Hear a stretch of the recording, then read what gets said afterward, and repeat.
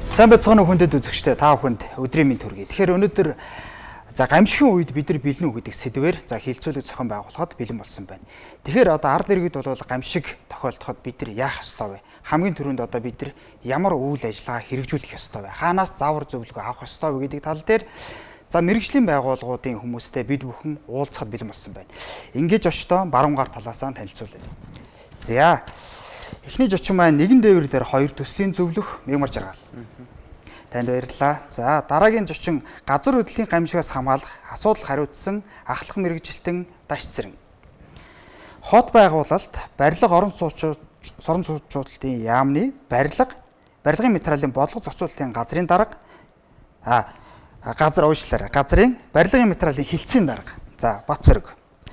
За нийслэлийн эрүүл мэндийн газрын эмнэлгийн тусламжийн хилцээний дарга Батчоож гэсэн эдгээр хүмүүс одоо манай хилцүүлэгт оролцоход бэлэн болсон байна. За тэгэхээр одоо бид бүгдээрээ одоо ингээд хилцүүлэг юм чинь сайхан энгийн чөлөөтэй ярина. Хамгийн гол нь бид нар иргэдээ яаж гамшигаас хамгаалах вэ? Яаж урьдчилан сэргийлэх вэ? Ямар хугацаанд бид нар хурдтай мэдээлэлээр хангах вэ гэдэг тал дээр л хаанаас төвлөрч ярмаар байгаа даа. Тэгэхээр эхний асуултаа би бас танаас эхлэе. За нэгэн дээвэр доор 2 гэх төсөл байна. За энэ төслийнхээ талаар бас та нэг товчхон танилцуулаад тэгээд танаа төсөл ямар үйл ажиллагаа эрхэлж одоо өдий хүрсэн цаашдаа бас ямар зорилго байна гэдгээ нэг товчхон танилцуулаад тэгээд нэгээс хөвшүүлээд. Тэгье. За баярлалаа. Тэгээд өнөөдөр бас биднийг энэ студио хамартаа урьж оролцуулж байгаа танаа телевизийн хамт олон баярлалаа. Тэгээд үндсэндээ нэгэн дээвэр доор төсөл гэдэг маань одоо та анзаарсан бол одоо 2 гэдээ явж байна. 1 гэдэг төсөл бас хэрэгжсэн. За 1 гэдэг төслөөрөө бид нар нэгэн дээвэр доор төслөөрөө нийтийн эзэмшлийн зам талбайг нийтэд хүртээлтэй болгоё. Хүртээмжтэй нийгмийг хамтдаа бүтэе гэдэг үндсэн чиглэлээр хийчихсэн. За энэний өрөөнд бид нар та бүхэн мэдж байгаа хэдэн жилийн өмнө төрийн ордны ардлын цэцэрлэг төрүүлэн хашаатай байсан, жирийн иргэд орж гарч чаддгүй байсан. Энэ асуудал дээр нэгэн дээвэр дор төслийн багийнхан энэ социал демократ клубын залуучууд дуу хоолой бол шүлэг хүлээж. Тэгээд тэрний хүчинд тухайн үеийн одоо их хурлын дарга тухайн хашааг авч энэ хашаа нь өөрөө энэ цэцэрлэг төрөөр нь өнөөдөр иргэд чөлөөтэй зорчдог болсон. Энэ бол ингээд иргэний нийгэм шийдвэр гаргах төвшөнд бодиттой нөлөөлөл үзүүлж байгаа импакт өгсөн энэ үйлдэл гэж харж байгаа. Тэгээ энэний хүрээнд бид нар нэгэн дээвэр дээр 2 гэдэг зүйлээ хийх нь зөв юм байна. Тэгээ өнөөдөр та дөнгөсөө хэллээ гамшигын үед бид нар яах вэ? Гамшиг дундаа бид нар илүү газар хөдлөлтийн гамшигын үед бид нар яах вэ гэдэг асуудлыг хөндөж байгаа. Газар хөдлөлтийн гамшиг. Та бүхэн мэдж байгаа Туркийн газар хөдлөлт дөнгөж саяхан л болсон. Тухайн үед 2 сар шуураад ярилцаал өнөөдөр хинч тэр тухай санахгүй байна. Дөнгөж сая ихэд Вьетнамд те тэгэл ингээл дэлхийн олон газар гамшиг болж байгаа боловч бид нар харамсалтай нь хизээч бид нар тохиохгүй юм шиг цаг хугацаа өнгөрөөсөр байна. Тийм учраас өнөөдөр бид нар нэгэн дээвэр дор гэдэг 2 төслөөрөө газар хөдлөлтийн байгалийн гамшиг бол өнөөдөр бидний хуулигчдын орчин бэлнэ үү? Иргэд бид бэлнэ үү? Мэргэжлийн салбар байгууллагууд маань бэлнэ үү? Шийдвэр гаргах төвшөнд бид бэлнэ үү? Гэт ингээд тал бүрийн оролцоотой энэ бэлэн байдлаа хэрхэн хангах вэ гэдэг асуудлыг хөндөж байгаа. Тэгээ тэр дундаа өнөөдөр бас нэгэн дээвэр дор төслөө бид нар онцгой байдлын ерхий газартай хамтраад хэрэгжүүлж байгаа. Бодиттой биднэрт энд нийцсэн бэлтгэл ажлын бас төлөвлөгөө бодиттой хийх санаачлага, бодиттой хийх ажлуудтай ингээд өнөөдөр явж байгаа. Тэгээ хилцүүлгийн явцад бас энэ ажлууд маань юу аах вэ? Ямар ажлууд хийх вэ гэдэг талаар мэдээлэл өгөөд явъя гэж бодож байгаа. Онцгой байдлыг төлөөлж ирсэн хүнээс асууна. Ер нь одоо бид нар чинь одоо би бол одоо сонсоход бидэрт бага хэмжээний газар хөдлөлтүүд бол маш их явдаг гэж тий. Тэгэд энэ бүхэн нэгдээд ирвэл яах вэ гэж тий. За та нөгөө Туркийн жишээг хэллээ. Мэдээж Туркид бол нөгөө чанаргүй барилга асар их нөлөөлсөн шүү дээ одоо тэр. Хүүний аим эрсдэх тийм үү, эд хөрөнгө эрсдэхэд. Тэгэхээр онцгой байдал энэ дээр яг ямар чиглэлийг барьж ажилдаг вэ? Тэгээд дээрээс нь та бүхэнд бас нэг тодорхой бүтэц одоо гамшигаас урьдчилан сэргийлэх бүтэц байна шүү дээ, тийм үү? Тэрийн бүтцийн талаар. За баярлалаа. Та бүхэнд энэ өдрийн мэндийг хүргэе.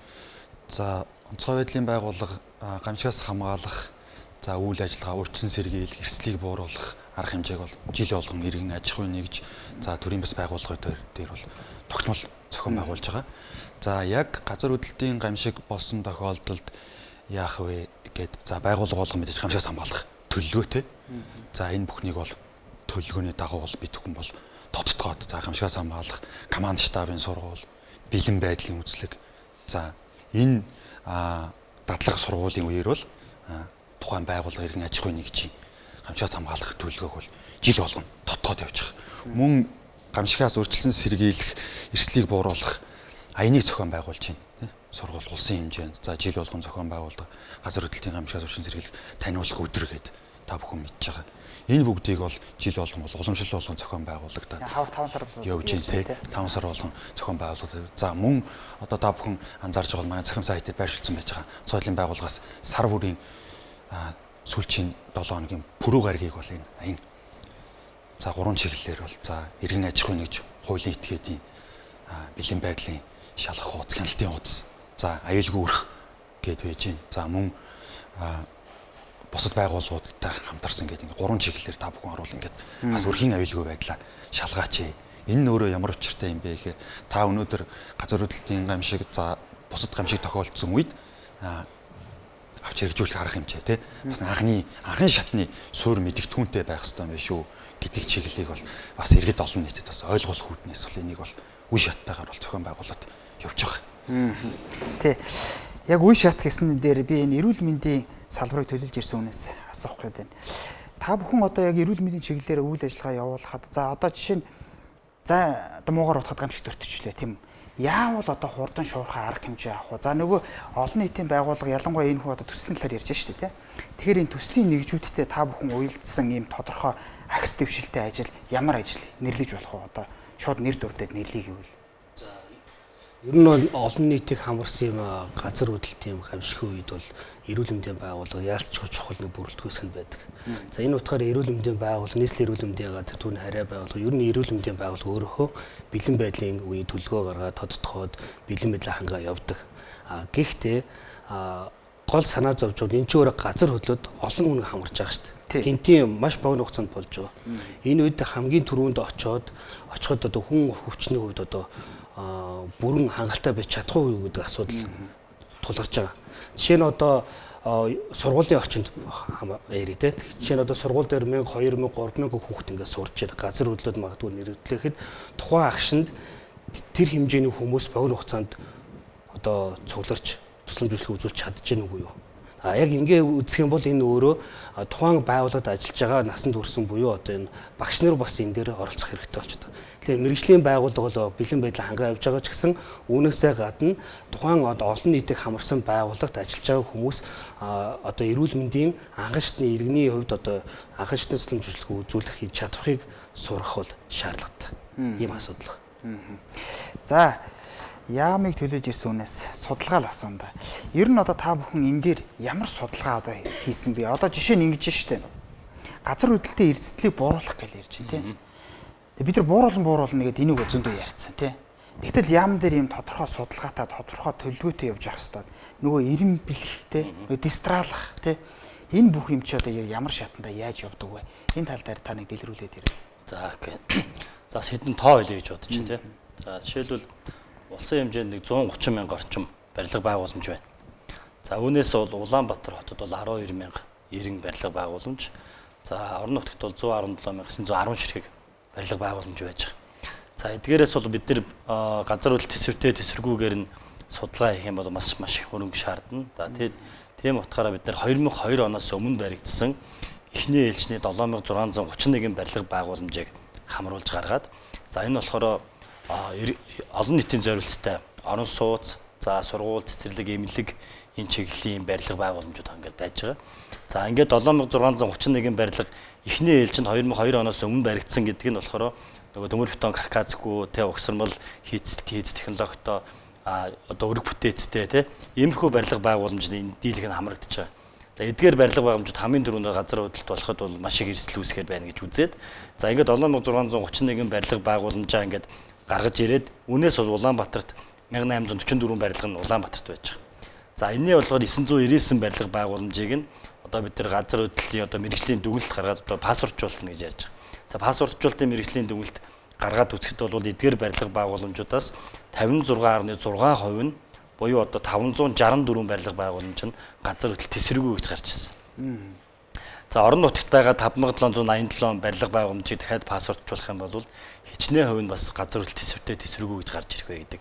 Тэгэхээр дараагийн асуудал гарч ирж байгаа. За ингээд нийслэлийн хувьд бол гол яриад үсэхэд бол эдгээр одоо шинэ 56.6% буюу одоо 564 барилга байгууламж дээр одоо яг үгээр нийслэл тодорхой хэмжээний дахин төлөлтийн ажлууд хийж байна. За хүчтгэх ажлууд хийгдэж байна. За улсын хэмжээнд бас бид нар бас анхныхаа одоо хүчтэйглийн зураг төслийг хийлгээд анхныхаа барилга байгууламжуудыг хүчтгэж ингээд эхэлж байна. За ингээд алхмууд ингээд хийгээ явж байгаа. Цаашлаад бол бид нар яхаа гэхээр эдгээр үлдсэн одоо нийслэлийн хэмжээнд бол 1844 барилгынхаа үлдсэн 845 барилга байгууламжаас дахиад пассворджуулах шаардлагатай. Эдгээр пассворджуулалт хийгэн гутал нь тухайн барилгыг одоо бол тэсвэртэй, тэсвэргүй, эсвэл хүчтэгнэ гэдэг ингээд 3 төрлийн дүгнэлт гараад ирж байгаа. Пассвортын дээр бичих юм уу? Пассворджуулалтын арга хэмжээ мэрэгжлийн одоо баг авчиад ажиллана гэсэн. За. За энэ барилга нь болохоор газар хөдлөлт тэсвэртэй байна, тэсвэргүй байна гэдгийг бол туршилтын одоо тухайн арга зааварчлалынхаа норм дүрмийнхаа дагуу шалгана гэсэн. Ингээд үзэн гутал нь тухайн барилгыг бол тэсвэргүй юм байна, эсвэл хүчтгэх юм байна гэдэг асуудлууд гараад ирэх учраас эсвэл энэ дээрээсээ цаашлаад дараагийн арга хэмжээд авах. За энийг буулгаад дахиад орон сууцжуулъя ч юм уу төлөвлөе тий.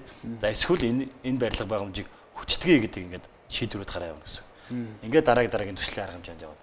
Ингээд ирэхээр бол ингээд нийслэлийн хэмжээнд бол дахиад бас 840 хэдэн барилга байгууламж дээр одоо шин эдгээрийг хүчтэхэд 7.6 тэрбум төгрөгийн төсвийн хөрөнгө оруулалт шаардлагатай болж тарж байгаа. За нөгөө орон нутагт байгаа 5787 барилга байгууламж дээр дахиад пассворджуулалтын арга хэмжээ авъя гэхлээр дахиад 57.8 тэрбум төгрөгийн хэрэгцээ шаардлага гараад ирж байна гэсэн. Тэгэхээр энэ одоо нөгөө пассворджуулалт, газар хөдлөлийн чиглэлийн ажил үйлчлэгээд тооцоо судалгаа арга хэмжээнүүд эрчимтэй явахын тулд биднэрт мэдээж тодорхой хэмжээний хөрөнгө оруулалтын шаардлагатай боловсоо энэ хөрөнгө оруулалт бол улсын төсвөөс гарахаас өөр аргагүй ийм арга хэмжээнүүд байна. Тэгэхээр бид нар бол үе шаттайгаар одоо улсын төсөвд суулгаж байгаа боловч төдийлөн бас дэмжигдэхгүй одоо жил болгоо ингээд багаар суугддаг. Энэ оны болохоор бодит үр дүнгүй болж байна гэсэн. Энэ оны төсөвтүүд бол хүчтгэх пассворджуулалттай холбоотой мөнгө тусгагдаг. Одоо чинь ийм нөхцөл байдалтай хэлж байгаа юм тоон дээр нэг тоог анхаарч одоо хэлмээр байгаа. Түрүү өөрөө ч хэлчих шиг боллоо тий.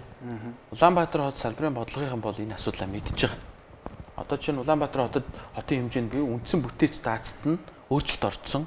Ямар нэгэн газар хөдлөлтийн одоо нөхцөл байдал тэсвэргүй болцсон 1382 барилга байна гэд одоо нийслэлийн хяналтын газар өөрсдөө тодорхойлцсон. Энэ талаараа мэдээлж байгаа. Харамсалтай нь энэ 1382 барилгын ихэнх нь нөгөө яриад байгаа өмнөх оны буюу нийтийг хамарсан сургууль цэцэрлэгийн барилгууд. Одоо энэ ч би энэ телевиз үзэж байгаа хүмүүс нэг бас зүйлийг анхаарал. Өнөөдөр бид нар өнөөдөртөө бид нар амар таван амьдрал.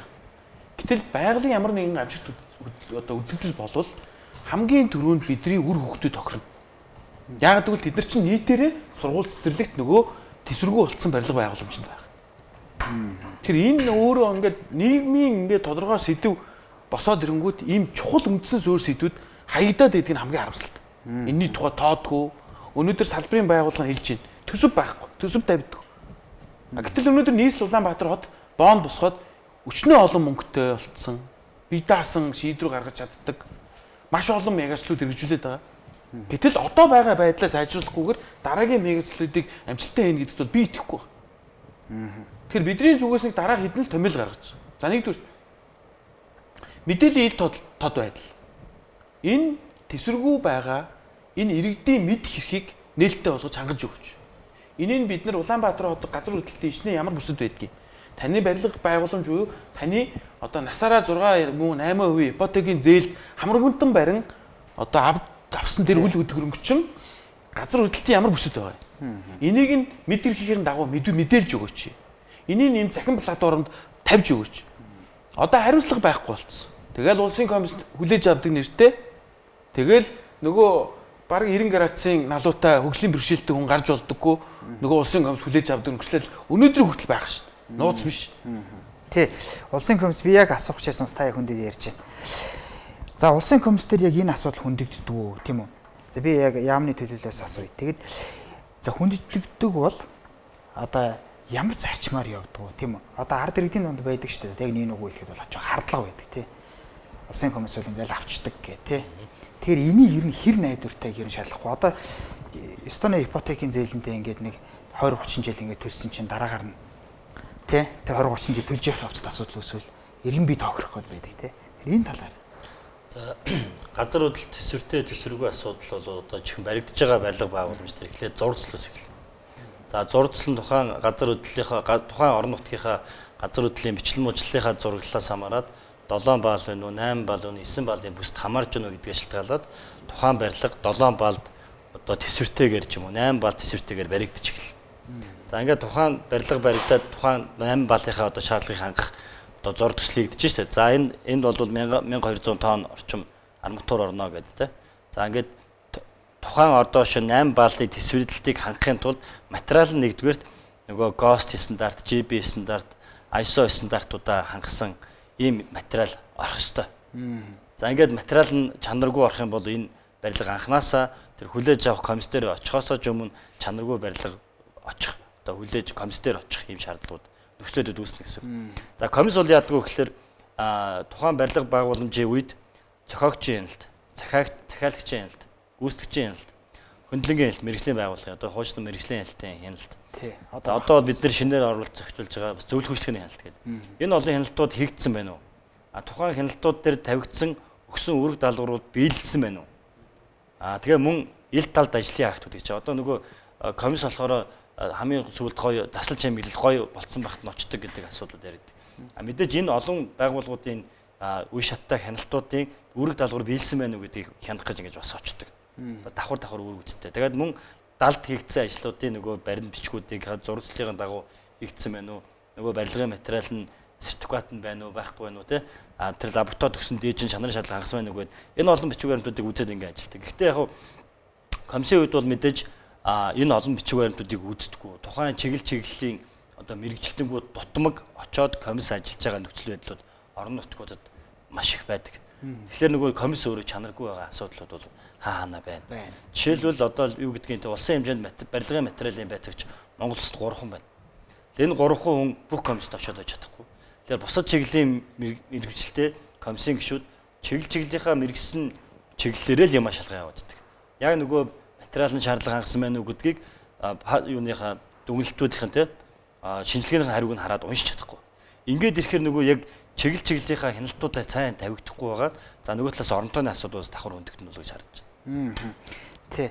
За энэ дээр яг эрүүл мэндийн салбараас бас асууя. За яг та бүхэн яаралтай үед авч хэрэгжүүлэх арга хэмжээний төсөвд тусгаалan тийм тусгасан төсөв гэж байна уу? Одоо жишээ нь эрүүл мэндийн салбар бол мөнхийн бэлэн байдалд байгаа шүү дээ. Одоо хүн амынхаа эрүүл мэндийн төлөө бол за онцгой байдлаас нь дуудлага ирлээ. Ингээ бүр нэг том хэмжээний одоо юм болоо гэж бодъё л та муугар байна те. Тэгээд тэрэнд зориулсан ингээд яг бэлэн юм төсөвлөдөг үү ер нь?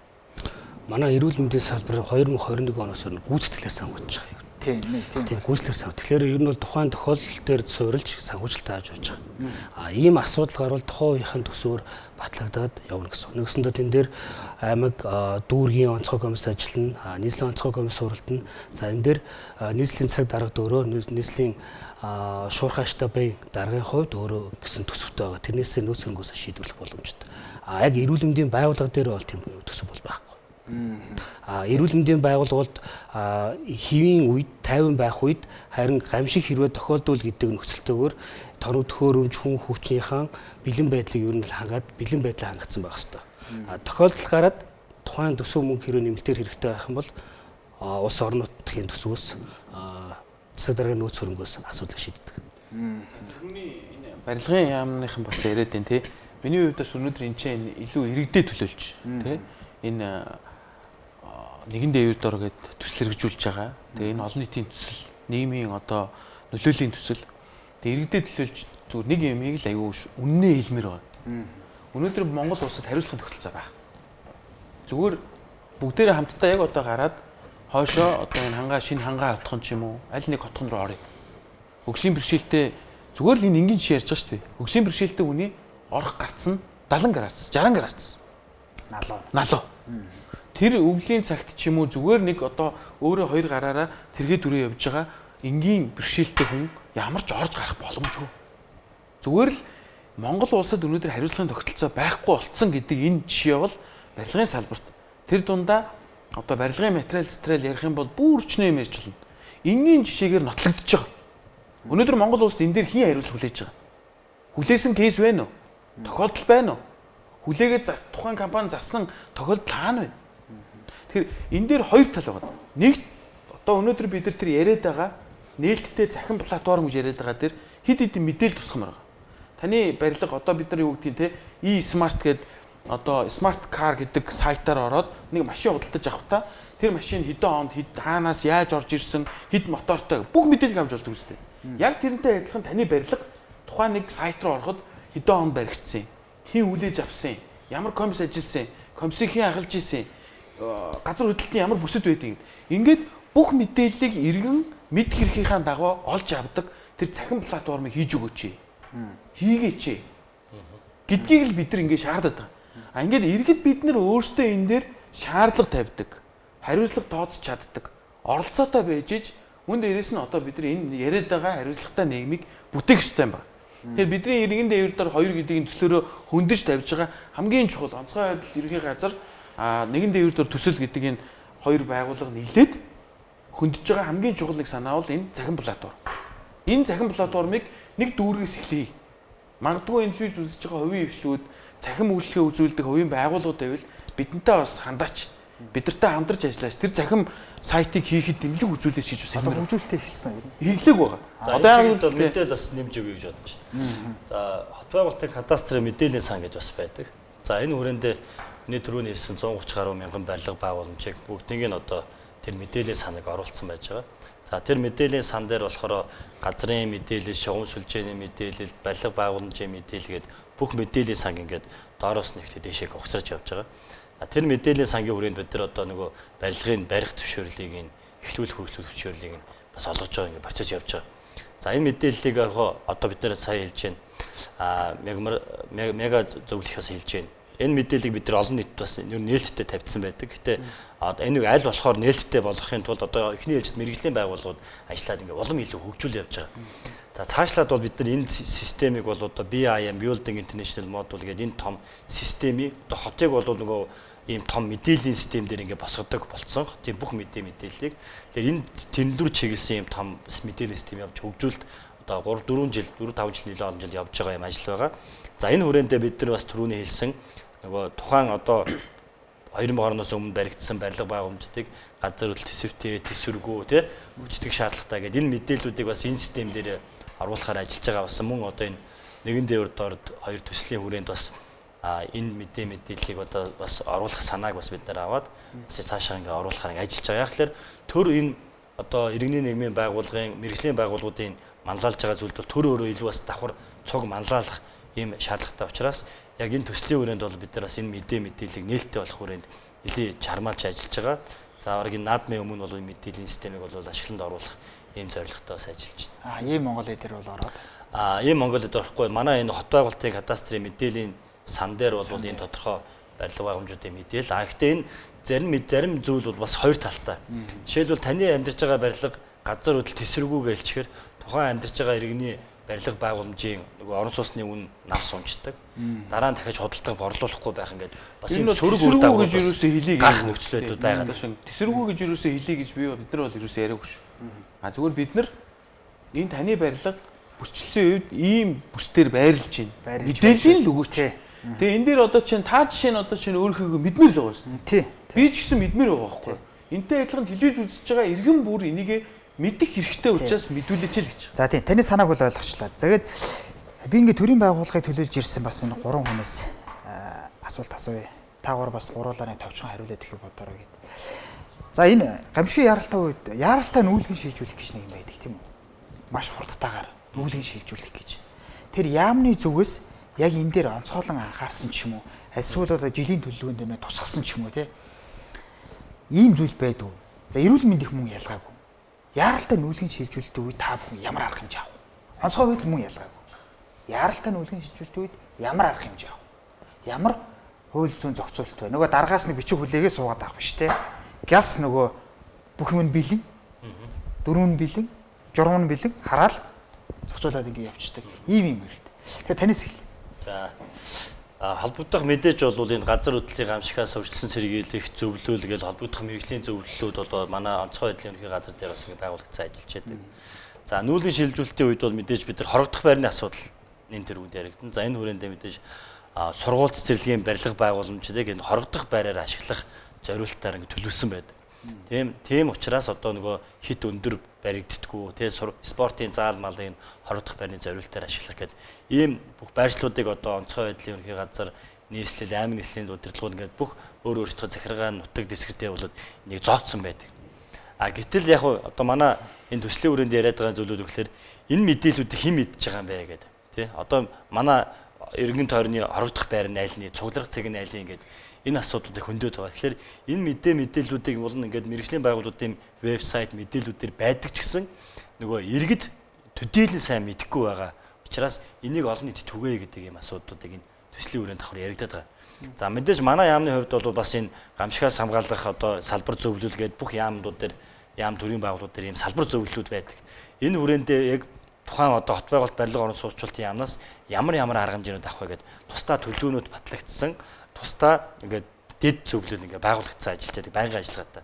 Еврей гамшигын нөхцөл байдал тохиолдох юм бол өндөржүүлсэн бэлэн байдал бүгд ажиллахад бэлэн байдалтай ингээд байдаг. Дэлгэрэнгүй судалгаанууд бол нэлээд маш сайн гаргацсан мэдээллийн сан дээр төвлөрүүлсэн байдаг. За эрүүл мэндийн чиглэлээс нь. За эрүүл мэндийн байгууллага бол мөн яг нэг бүрэлдэхүүнд нь орж явдаг. За эрүүл мэндийн байгууллагын хувьд ямар оролцоо байх вэ гэхээр нүүлгэн шилжүүлэлтийн үе гэхээр ер нь олон хүн цугларна.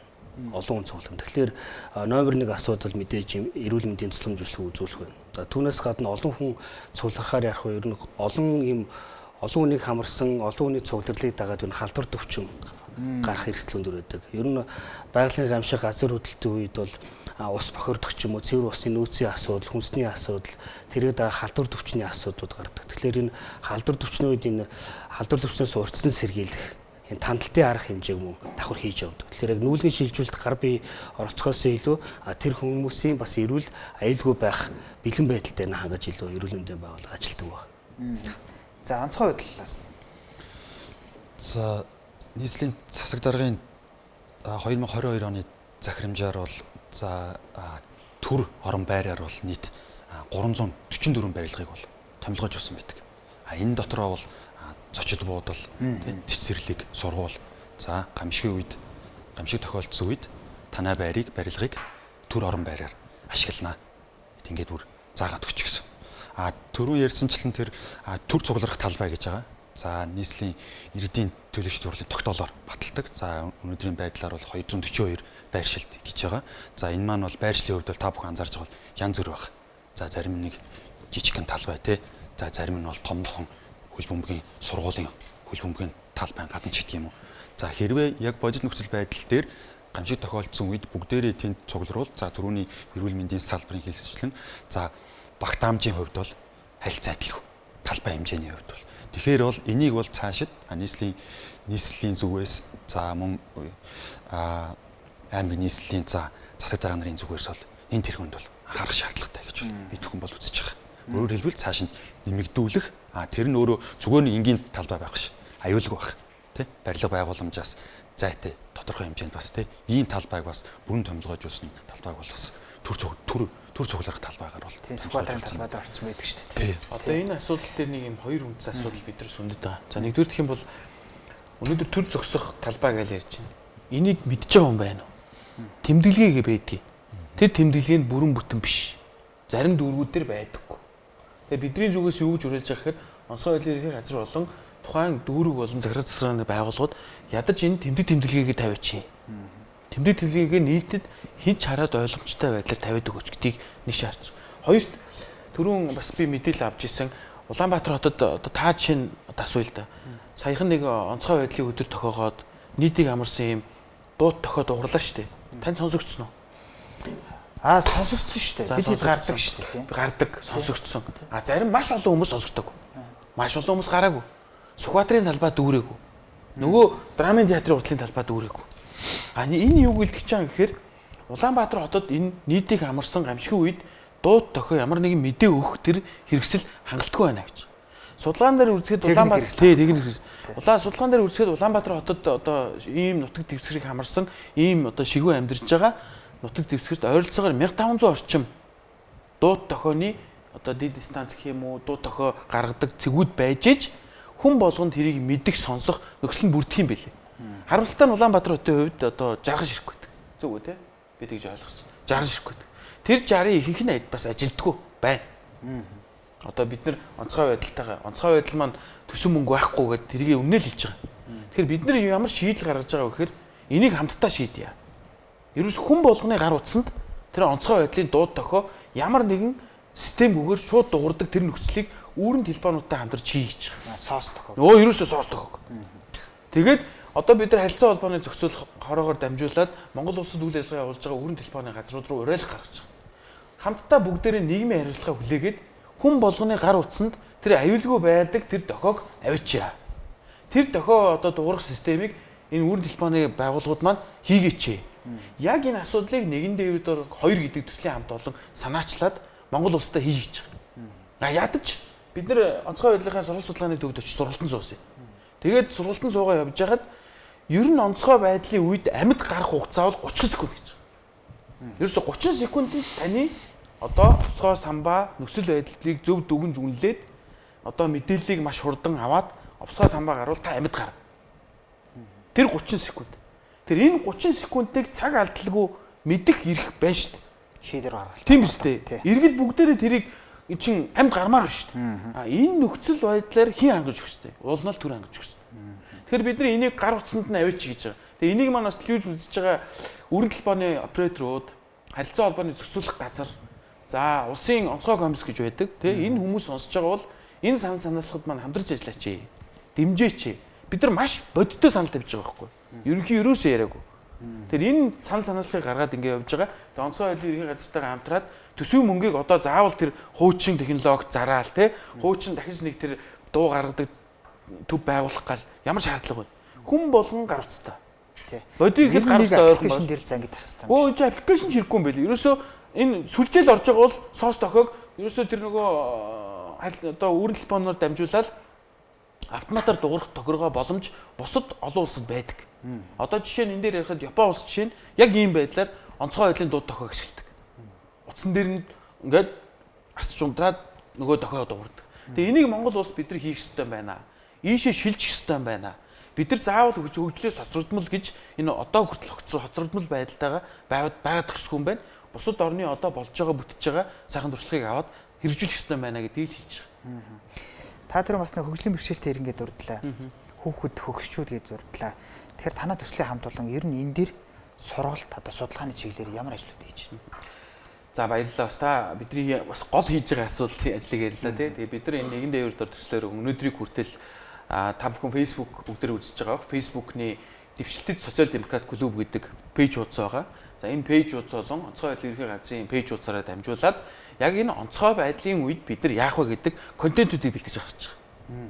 Тэгээд тэр контентороо дамжуулаад олон нийтэд нөлөөлөх, зөв мэдээлэл хүргэх, тэгээд шийдвэр гаргах төвшөнд болон энэтэй холбоо хамгаалалт бүхэн ажилтг хүмүүст нөлөөлөх зорилготой энэ нөлөөллийн аяыг хийж байгаа. Тэгээд энэ дээр бас өнөөдөр бас онцгой байдлын ерөнхий газрын төлөөлөл маань ирсэн байгаад бас хэлэхэд одоо бидний энэ төсөл төр маш одоо уян хатан ойлгож тэгээд энэ онцгой байдлын үед бэлэн байх, газар хөдлөлтийн үед бэлэн байх асуудлыг олон нийтэд сурталчлах тал дээр манай онцгой байдлын ерөнхий газар хамтарч ажиллаж байгаа. Тэгээд онцгой байдлын ерөнхий газрын хамт олондоо бас баярлалаа гэж хэлмээр байна. За яг өнөөдөр өглөө бид нар чинь онцгой байдлын үед одоо хувь хүмүүс хэрхэн бэлэн байх вэ гэдэг сургалтын суулаа. Тэгээд миний хувьд одоо чинь хувьдаа харанцлаггүй л байсан байхгүй юу. Гэтэл өнөөдөр бид нар энэ онцгой байдлын сургалтын сууж, онцгой байдлын зөв чиглүүлгэнд хамрагдсанараа ядаж л онцгой байдлыг үүсгэхэд хүн болгон харанцалтай байх хэрэгтэй байна. Ядахтаа нэг 2 хоног хоол хүнстэй, эм тариатай, дулаан хувцастай байх хэрэгтэй байна. Тэр нь айл бүрт, иргэн бүрт цаанаа бэлэн байх хэрэгтэй байна. Энгийн зүйлсийг сурч авч байгаа байхгүй юу. Тэгэхээр би энэ асуудалд гүн гүнзгий орж ижил мэдэж авч байгаатай адилхан иргэн бүр энийг мэдээсэй л гэж хүсэж байгаа. Харамсалтай нь иргэн бүр төртөмжтэй байж чадахгүй тэр нийгэм өнөөдөр бидэрт байна. Иргэн бүр төртөмжтэй болохын тулд л энэ нэгэн дээвэр дор гэдэг төслийг бид нар хэрэгжүүлж байгаа. За би онцгой байдлын төлөөллөөс асууя. Бяасан жоохон наривчлсан юм асууя. Барилга байгууламжийн дээр за ингээд нэг балкон байна тийм үү? Аваарын шатыг хаад хүмүүс нөгөө тэлээд ингээд хийчдэг. Энэ дээр бол маш олон гомдол байдаг. Ер нь бол одоо ингээд энэ тэндийн сөөх мөхийн одоо групп байдаг юм бол бөө юм явж байгаа. Тэгэхээр энэ дээр тодорхой арга хэмжээнийг зайлшгүй авах шаардлагатай байгаад байна л да. Тэгэхээр хуулийн хяналтын байгууллагаас ирсэн бол би бас асуух байсан. Тэгэхдээ ер нь энийг яаж шийдэх вэ? Ер нь зүүн ер нь яах ёстой юм? Зүүн нь бол мэдээж иргэдийн боловсруулах ёстой. За би тэрийг л ойлгоцсон. За ялах. За Таны асуусан за таны за түрүүний та бас тэр газар хөдлөлтийн тохиолол гэд бас юм ярьж байна. За тэр утсанд суулгадаг асуудлыг бас хөндөж байна. За тэр бол зайлшгүй бас цаашид ер нь явандаа бас зайлшгүй утсанд бас суулгах юм бол бүрэн боломж бололцоо нь бол манайд бол байгаа гэж харж байгаа. Бид бүхэнд бол хамтын ажиллагааны хүрээнд бусад байгууллагуудтай хамтарч ажиллах. Газар хөдлөлтийн мэдээллийг бол та бүхэнд бол за ийм Монголиагаар дамжуулж та бүхэн мэдж байгаа. Гар утсанд мессежээр ирдэг. Тэ? Энэ бол мэдээлэл, ерөнхий мэдээлэл. Тэр түүнтэй адилхан яг энэ Япон улсад болж байгаа газар хөдлөлт боллоо гингүүд тэр тухайн иргэний хувь үнний гар утсанд дуурдаг шиг ийм тохиолдол. За цамхагийн асуудлуудыг бас ярьж байна. Зарлан мэдээллийн цамхаг. За түрүүнд тоо дурдж байна. За бас тоотой хэд байгаа эдэргээ. За дуурж байгаа сонсогдохгүй байгаа гэдэг дээр бол за барилга байгууламжийн те одоо энэ олон барилга байгууламжийн хоорондын зай нэгтршилтэй холбоотойгоор бол за зарим газараа сонсогдоод зарим газараа сонсогдохгүй байгаа ийм тохиолдлууд бол байгаа. Хаасан. Тий хаасан. Энэ бүхний үүднээс бид бүхэн бол онцгой байдлын байгууллага өөрсдийн пэйж хуудасаараа дамжуулж цаг заадаг гэж байгаа. 16 цагт дуурна шүү. 3 удаа дуурна гэдэг тий. Эхний тохиогоор яах юм, 2 дахоор яах юм, 3 дахаар яах юм гэд. Ингээд бүр тодорхой хэмжээнд ингээд бүр заагаад өгч байгаа. Ягаад тэгэхээр таны дөрөвний хэлсэнчлэн зарим газар сонсогдохгүй байна гэдэг байдаг шүү дээ. Тэ? Энэ мэтлэг. Цаашдаа бол энийг бол за дөрөвний хэлсэнчлэн бол нэмэгдүүлэх бол зайлшгүй шаардлагатай. Орчин үеийн тэгнэ. Гэхдээ онцгой байдлын байгууллага аль болох сүүлийн үеийн орчин үеийн дэвшилтэд тэ олон улсад сүүлийн үед ямар дэвшилтэт технологи яг энэ гамшаас хамгаалах үйл ажиллагаанд нэвтрүүлж байна. Энэ бүгдийг бас судалж боломж бололцоогоор бас үйл ажиллагаанд яг өнөөдрийн байдлаар ашиглаад явж байгаа. Миний түрүүний нэг байрны асуудалтай болох байгаа. За таны түрүүний хэлсэнчлэн за яг тулгамдж байгаа асуудал. За энэ дээр бол аймаг нийслэлийн онцгой байдлын байгууллага за галт төмөр гамшаас хамгаалах байр загс нар бол үе шат арга хэмжээ авалт авч ажилладаг. За энэ дээр бол мөн энэ дээр зайлшгүй нэг анхаарах зүйл бол сөөхийн байгууллага. Тухайн байгууллагыг хариуцж байгаа сөөх. Тэ? Манайхан бол одоо дийлэх тохиолдол байж байгаа. Та бүхэн чинь сөөхүүдээр сургалж явдаг юм гэж тойрж. Сөөхүүдээр за байр загс нараар бол үе шаттайгаар бол явдаг. За төлөвлөгөөт бас хян шалгалт байж байгаа тий. Одоо хогийн цэг жишээ ямар байх хэвээр юм. Одоо тусдаа байгаач байгаа. За зарим нэг нь бол одоо байрны дотор орцны хажуу талаараа та бүхэн мэдж байгаа тий. Ийм тохиолдолд байгаа. Энэ бүхэн ингээд ялгаад энэ бүгдээр бол үе шаттайгаар ингээд бүр хян шалгалтыг бол хийгээд явж байгаа. Тэр аюулгүй гарцны асуудал бол байж байгаа. Манайхан балкон дээр аваачаад нураачдаг. Энийг бол сөөхийн байгууллага тий. Сөөх бол тухайн байгууллагын гадаад дотоод аюулгүй байдал тэр бүгдийг бол хариуцж байгаа. Үерийн эрсдэл одоо үерийн асуудал байж гэн тий. Гараж руу ус орох эрсдэлч байдаг юм. Энэ бүгдийг бол үржилсэн тооцоолж иргэдтэй бол мэдээлж хамгийн ойр ажиллаж байгаа хүмүүсийн хувьд бол тэр шаардлагуудыг бол бас давхар тавьж явах хэрэгтэй. Энийний хүрээнд бол бас онцгой байдлын байгууллагч гэсэн үе шаттайгаар улиралтай холбоотойгоор урьдчилан сэргийлэх, сэрэмжлүүлэх мэдээллийг бол та бүхэнд иргэд олон нийтэд бол шуурхай мэдээлж байгаа. За одоо цаг үеийн байдалтай холбоотойгоор хоёрын төмөр байж гэн тий. Одоо үргэлжлүүлээд 6 дугаар сар гараад ч юм уу үер усны эрсдлээс орчин сэргийлэх. Эдгээр бүгд асуудлыг бол үе шаттайгаар тавиад ингээд гаргаж ирээд бол урьдчилан сэргийлэх ажлыг бол зохион байгуулад бол ажиллаж байгаа. За тэр сөөхийн үйл ажиллагаан дээр бол тэр байрны гадаад дотоод аюулгүй байдлыг бол бүрэн хариуцж ажиллаж байгаа байгууллага шүү дээ. Тэд нар тийм учраас бол тэр тухайн орцны тэр балкон дээр байгаа тэр юг орц гарцыг те аюулгүй гарцыг бол чөлөөлөх асуудлыг бол тухайн айл хөрөхөд бол зайлшгүй шаардлага тавиад явах хэрэгтэй. За одоо би бас нэг ерөнхий юм асууя. Сэтгэл зүй гэж. Энэ гамшигт өртсөн хүний сэтгэл зүй гэдэг чинь бас маш айхтар юм байт юм байна. Маш тогтворгүй. Ер нь тэгэхээр энэ сэтгэл зүй одоо гамшигын дараах одоо энэ сэтгэл зүй одоо яаж имжлэх вэ? Яаж засах вэ? Тэ? Эсвэл яаж одоо буцаад хэвэн байдалд оруулах уу гэдэг дээр төрийн байгууллагууд альсвал одоо танаа төслийн зүгээс ч гэдэг юм. Энэ жолч та бүхэн бол бас хинэн төрөж хариултаа өөрсдөө мэдээд хариулж байна. Хамгийн гол нь энэ дээр нэг тодорхой арга хэмжээ хэрэгтэй байгаад байна. Сэтгэл зүй. Тэр шин танаа юун дээр сургалтын дээр тийм юу орсон уу? За мэдээж одоо та бас их зүг асуулаа. Одоо гамшигт нэрвэгдсэн хүн яагаад сэтгэл зүйн хохирол үүсээд байна гэхээр хохирчод байгаа хгүй тодорхой хэмжээний хохирол үүссэн. Тэгэхээр тэр нь эд материалын сэтгэл санааны ямар нэгэн хохирол. Тэр хохирлыг үнэлээд хохирлыг барагдуулж иж тухайн оны сэтгэл зүйс тайвширна. Ямар нэгэн байдлаар одоо жишээ нь та бүхэн мэдж байгаа Улаанбаатар хотод дөнгөс газын машин дэлбэрээд нэг байшингийн нэг хэсэг шатчихлаа. Тийм ээ? Тэгвэл энийг тухайн үүсгэн хохирлыг ийм хохирол үүсчихээ энийг энэ барагдуулаа гэдэг хууль эрх зүйн орчин өнөөдөр Монголд дутагдaltaй. Тэгэхээр өнөөдөр бидний яг энэ асуудлыг шүндэж байгаа. Өнөөдөр Монгол улс л ямар нэгэн байгалийн болоод давагдшгүй хүчин зүйл тохиолдоод хохирол үүсчүүл тухайн хохирлыг яаж үнэлэх юм? Хэн үнэлэх юм? Хэн барагдуулахын гэдэг эрх зүйн орчинд дутагдaltaй байна. Энэ тодорхой төвшөнд хөгжөөгүй байна.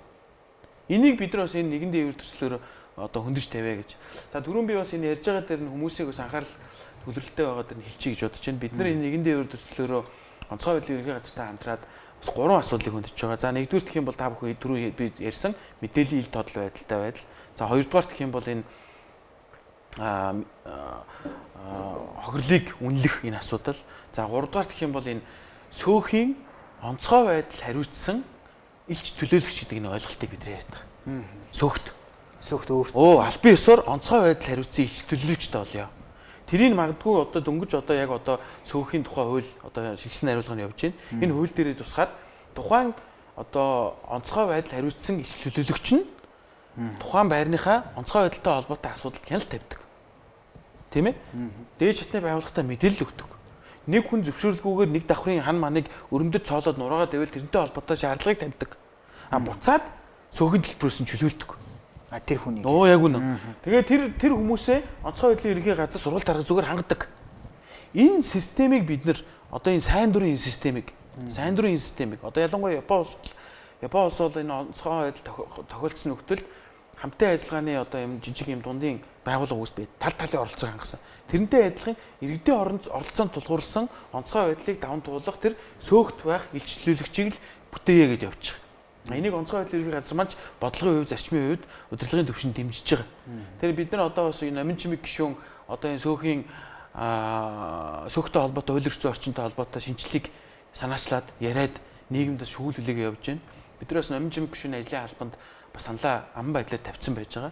Шаардлагатай бол бас Номин чимэг гишүүн маань телевизийг үзчихвэл хүлээж авч бидрийг уулзаач. Биднэрт бодит гарц шийдэл санаа байна. Энийг эрх зүйн төвшөнд нь бас тусгаж өгөөч гэдэг энэ телевизээр дамжаад хүсэлтэд хэлмээр. Ингээд одоо дараагийн зүйл бол мэдээж таны энэ гар утсанд хүн болгонд байгаа энэ гар утсанд хүүхдэд хүртэл байна шүү дээ. Энэ гар утсанд тэр онцгой байдлын тохиог л аваач. Нийтээрээ тэр эрсдэлт үйл ажиллагаа боллоо гэхэд аврагдах боломжоо нэмье яа л гэж. Ингээд ийм тодорхой хэдэн одоо энэ санаачлагыг харгацаа явж байгаа гэдэг бас телевизээр дамжиж хэлмээр. Тий. Гэхдээ энэ дээр бас нэг асуудал бас гарч ирэх гэдэг юм л да. Гар утсан дээр мэдээлэл очно. Сүлжээ гэдэг нэг асуудал байна. Интернет холболт гэж нэг асуудал байна тий. Хөдөө орон нутаг гэж асуудал байна тий. Бүр газар доогуур одоо Туркид бол тэгсэн байлээ шүү дээ. Бүр одоо хичнээн шимэдрийн дор орцсон. Ямар сүлжээ байхгүй тий. Тэгэхээр иймэрхүү бас шийдлүүдийг давхар бодохгүй бол тийм. За мэдээж одоо юу гэдгийг нэг юм хийгээд нөгөө юм ин үүсгэж бол мэдээж яриаггүй. Одоо уучин уламжлалт одоо манай онцгой байдлын ерөнхий газрын авч хэрэгжүүлж байгаа тодорхой арга хэмжээнүүд. За дээрээс нь одоо явж байгаа тэр дуу тохио гэдэг энэ зүйлүүдийг бид сайжруулах хэрэгтэй. Гэхдээ сайжруулна гэдэг маань байгаа зүйлээ илүү сайжруулад дараагийн төвшөнд дэвшиж гараал ич. Боломжоо нэмэгдүүлье.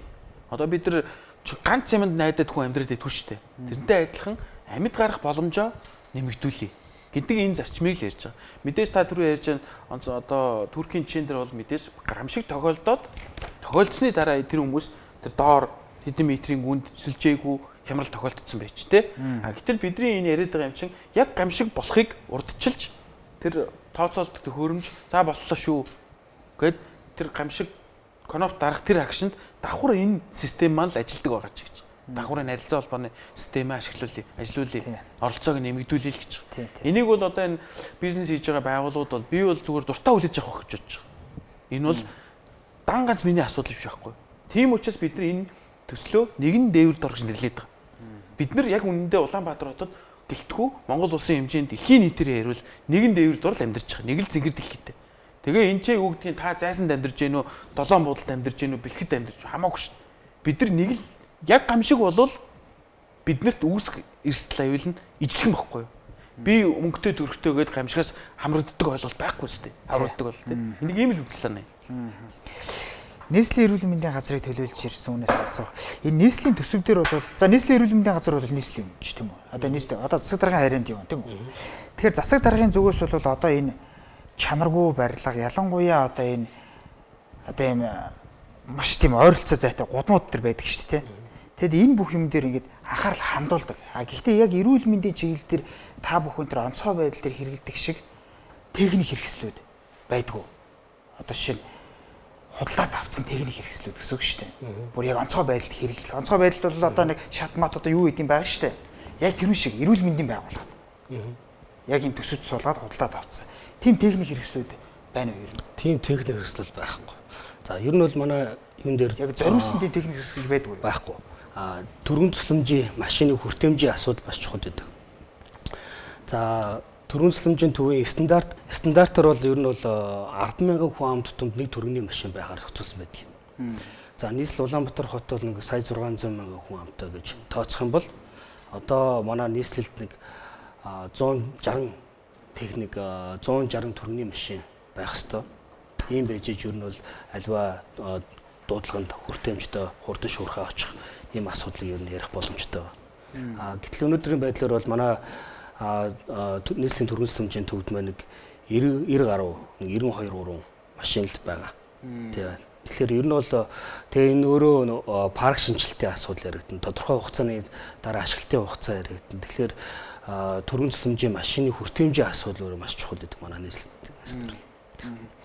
Би ингээд тодруулаад дахиад асууя. Та бүхэн нэр гүйцэтгэлээр санхүүжүүлнэ гэж явж байгаа. Энэ дээр ер нь цаашдаа одоо энэ бид бүхний яриад байгаа энэ иргэдийн гамшигаас урьдчилан сэргийлэх тал дээр хүндрэл үүсэх үү? Айсвал бол улам нээлттэй болох уу? Би бол яг нэг үгүй ихэд хүндрэл үүснэ гэж хараад байна. Одоо эрүүл мэндийн байгууллагууд татвар, даатгал, цалин майл ингээд бүхий л асуудлууд ер нь хүндэрсэн шүү дээ. Энэ гүйцэтгэлээ санхүүжүүлнэ гэдгээс чинь болж тий. Тэгэхээр цаашдаа энэ онцгой байдал энэ дээр илүү хүртээмжтэй ажиллах уу? Яг энэ бол яг өнөөдрийн сэдвээс жоохон хол асуулт. Яг би зүгээр нийгмийн бас хүлээлт юм. Гэхдээ ер нь бол яг гамшигын үед бол энэ бол гүйцэтгэл хамаарахгүй улсын төсвийн шууд нөөц хөрөнгөөр асуудал явна шийдэгдэн гэсэн үг. За барилгын төлөөллөөс. За барилгын яам бол мэдээж одоо төр бодлого боловсруулнаа гэж байна шүү дээ. Төр бодлогоо авч хэрэгжүүлж явнаа гэж тэгж байгаа тийм. Тэгэхээр та бүхэн одоо ингээд төслийнх нэг сонслоо онцгой байдал ингээ эрүүл мэнд. Ингээд нэг базаад нэг ийм дүгнэлт хэлье тийм үү. Ер нь энэ хүмүүсийн ирж байгаа санаачлагуудыг ингээд нэгдсэн байдлаар ингээд маш хурдтай шийддэг л ийм тогтолцоог иргэд та бүхнээс хүсэж идэг шүү дээ. За яг өдөр платформ одоо захим юм байршуулах ойлгож байна. Гэхдээ нэг ийм сайдын нэг шууд тушаалын юм бас байх хэрэгтэй байдаг байхгүй. Одоо шууд ажлын албач гэх юм уу. Шууд шуурхаа авч хэрэгжүүлдэг. Энэ дэр За энэ маш өргөн цар хүрээний асуудал тийм. Гамшиг гэдэг чинь бол одоо чиг үүргээр бол улсын онцгой комиссийн чиг үүргийн одоо асуудал бол явчихна. За бид нар бол яг барилга байгууламжтай холбоотой газар хөдлөлийн гамшигын асуудал манай асуудал 100%. Тэгээ гамшиг гэдэг дотор чинь болохоор үер ус тийм маш олон зүйлийн гамшигуд тохиолдож явчихна. Тэгэхээр бол бид нар бол яг шууд тэр болгонд руу чиглэсэн үйл ажиллагаа манай яамны чиг үүрэг бол бас биш. Тэгэхээр бид нар бол яг барилга байгууламжтай холбоотой, дэд үтцтэй холбоотой гамшиг руу чиглэсэн ажлуудаа бид нэр өөрсдөө хариуцж чиглүүлж ажиллана гэсэн үг. сайдын шуурхай алба албан дээр нэг юм байхгүй. Манай одоо шилжилт бүх яам болгон ч өөрөөсөө дотоод дэд зөвлөлттэй гамшигын дэд зөвлөлтөд ажиллаж байгаа. Тэгэхээр тэр яам болгоно одоо шин гамшиг болоход одоо газар хөдлөл болоход зам нуурна тийм ээ дэд үтцэг бол цахилгаангүй болно, холбоо сүлжээгүй болно. Ингээд ирэхээр тэр тэрлүүгээ чиглэсэн ажлуудыг яам болгон хариуцж байдаг. За баярлалаа. За баярлалаа ингээд та бүхэн урилгыг хүлээн авч бидэнд ингээд нээлттэй дийлэн далангуу энэ хилцүүлэгт оролцсон та бүхэнд баярлалаа. Бидний хилцүүлэг энэ төрөнд өндөрлөж байна. Та бүхэн цаашдынхын ажилд амжилт хүсье. За баярлалаа. За баярлалаа хүндэт үзэгчдээ. Тэгэхээр бидний хилцүүлэг энэ төрөнд өндөрлөж байна. За манай хилцүүлэгт за төслийн төлөөлөл, за мөн онцгой байдлын төлөөлөл, за эрүүл мэндийн байгууллагын төлөөлөл, за яам одоо төрийн төлөөлөл ингээд бид бүхэнтэй хамт ярилцаж за энэ онцгой байдал ялангуяа бид бүхэн гамшигаас яаж өөрснийгөө урьдчилан сэргийлэх юм бэ? Бидний үр хүүхдүүд мэдж байгаа юу? Альсгүй бидний хөгшин настай эмээ өвөө нар одоо энэ гамшигын дуу тохиог ажилуулах, альсгүй бол утсан дээр соос тохио ирэхийг бид нар бас анзаарч харах ёстой тийм үү? Таны хэлсэн дээр. ийм мэт маш олон асуудлууд байна. Тэгэхээр энэ бүхнийг базааж бид бүхэн өнөөдөр энэ хилцүүлгийг хийхийг хичээлээ. Ингээд анхаарал тавьсан та бүхэндээ баярлалаа. Та бүхний цаашдын ажилд амжилт хүсье. Баярлалаа.